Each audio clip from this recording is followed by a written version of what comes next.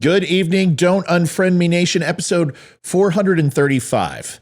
I was a young lad and was in Denver, Colorado at the time. I had moved into my first apartment by myself, more like ran away from home, and I was young, and I had, wild hair, and I started reading Tom Clancy. And I believe it was Red Storm Rising was the first book that I read, or maybe Hunt for Red October. It doesn't matter. I was hooked. And I fell in love with the author, and more importantly, the protagonist in the books, Jack Ryan. And I have ever since. It pushed me and propelled me to join the United States military and join the Navy. And throughout my career working intelligence, I will tell you there have been many threats that have arisen and been prevented. And they're the usual suspects that you would expect. But tonight, I'm going to bring one that's a little bit different. National security, why is it important? And more importantly, what is the biggest threat to our security as a country? You might say the border, terrorism, maybe another pandemic. I've got a different take. I'm going to bring it to you tonight. And I will be right back after the judge says a few words. Hi, Matthew. It's Judge Janine, and I wanted to congratulate you on the Don't Unfriend Me show at the Dumb Show. I was thinking about that whole thing the other day when I thought it was right after Donald Trump was elected that everybody on the left started unfriending anyone on the right. So I'm glad you're calling them out. You've got a great name for the show. And I hope that you're true to the values, conservative values, Republican values, and that you call those people out. I think it's great. And I know you've got 135,000 followers. I hope you get a lot more. And just keep the faith. Keep fighting. I think we may get America back. But in the meantime, we've got a steep hill to climb. And you're one of the fighters, one of the patriots. So thank you for what you're doing.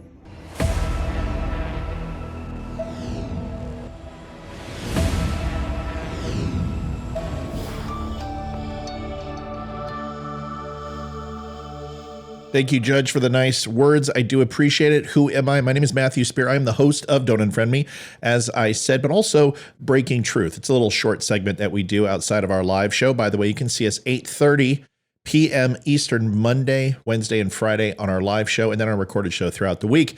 Thank you so much. Let's get started because this one's important. I want you to sit back and close your eyes. I want to tell you a little tale, a little story, if you will.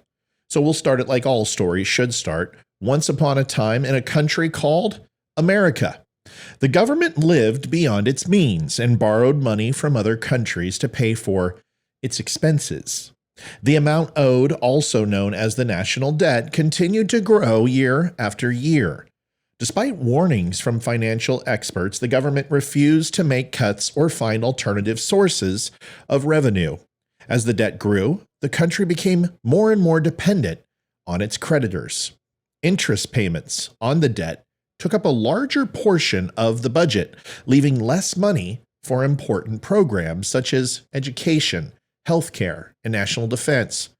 The economy slowed and unemployment rose as business struggled under the weight of the debt. The government tried to manage the debt by printing more money, but this only led to inflation and further devalued the currency. Joe Biden. The once strong American dollar became weak and the country was no longer able to attract foreign investors. The situation became critical as America defaulted on its debt, causing a global financial crisis.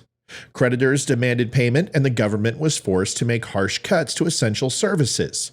Hospitals closed, schools shut down, and millions of people were left without jobs. The once great America was now a shadow of its former self, brought down by the crushing weight of the national debt. The citizens looked back in regret, wishing they had taken the warning seriously and demanded action from their government before it was too late. The story serves as a cautionary tale, reminding all nations to live within their means and to address their debts before they spiral out of control. The national debt currently over $31.5 trillion, now more than we take in.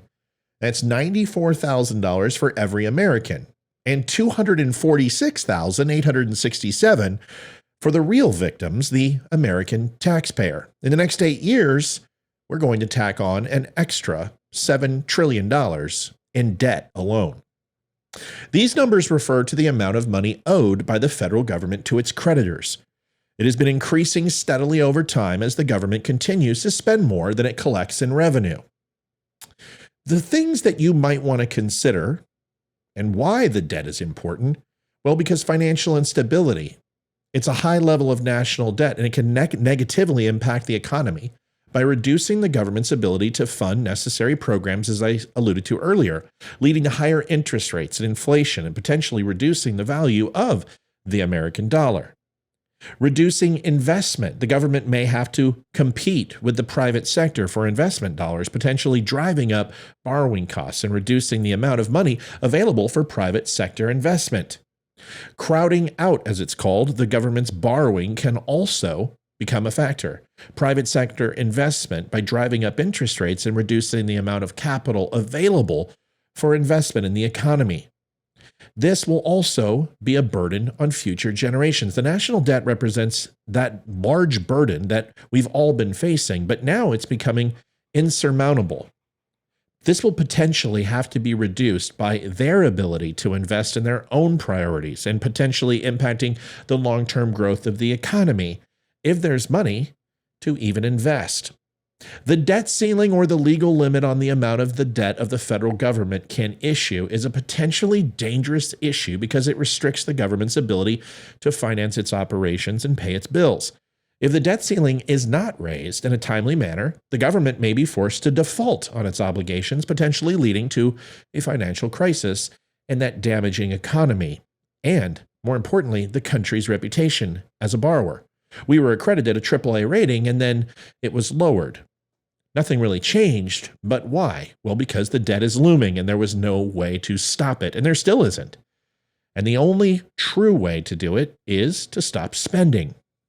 While the national debt and the debt ceiling are significant financial issues, it is unlikely that they pose a direct threat to national security for this reason, and only this reason, is that everyone's in the same boat. And so many people have their hands in the cookie jar and are invested in the United States, it's mutually assured beneficially to keep it going because every other country doesn't want to see that collapse as well. However, a financial crisis caused by a failure to raise the debt ceiling could potentially have indirect effects on national security by reducing the government's ability to fund necessary programs and respond to emergencies.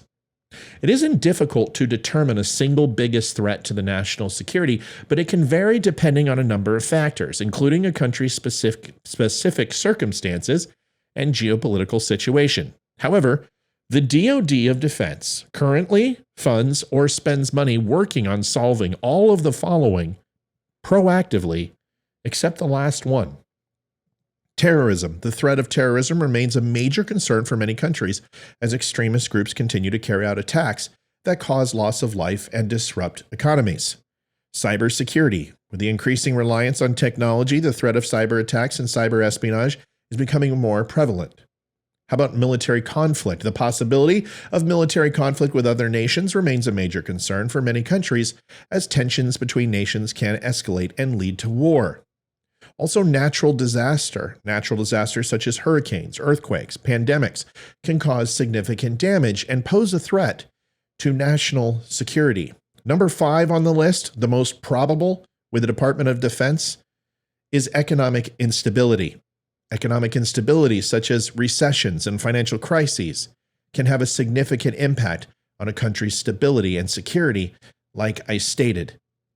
There's only one that's not being proactively, actively invested in. Our government has become a threat to its own national security, more importantly, ours, by its actions of leaning on the out-of-control spending as necessary to protect our country, which is ironic, since it is the very thing that looms to do us all in. Folks, write your congressman. Tell them to please stop bouncing checks. It's not going to get any better. And simply because everybody is so marginalized on the bottom line. The bottom line being that we can't go below it. We certainly can never do that. We can only continue to go above it. Republicans don't want to go ahead and trash Social Security. They want to make sure it's still around in 10 years. And right now it's looking like it's not going to be. We have to cut the budget. We have to make ends meet.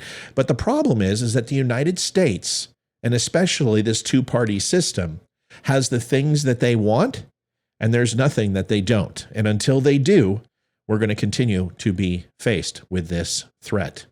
We'll see if they can come to an accord. President Biden and McCarthy met today. No details, just hope for the future.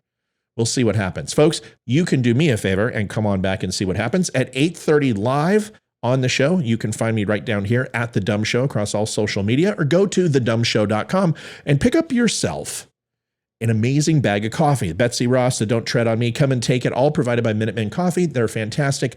They are amazing. The best veteran coffee you've ever tasted. Give it a try. One more thing, PFC flags, good friends of mine. Go over to PFC flags. The one behind me is a wooden American flag. They make all sorts, from small, big to huge. Enjoy and take a look and peruse and see if there's something that you love. If you buy a flag today, you get a desktop flag for free, which is over there on my desk, which is not a bad deal.